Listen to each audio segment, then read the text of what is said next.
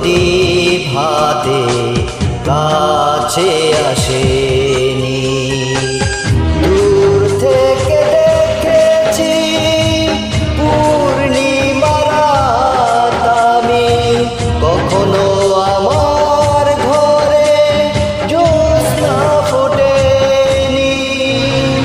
চিরদিনই আধারে কেটে গেল এ জীবন, কেউ তো প্রদীপ হাতে কাছে আসে।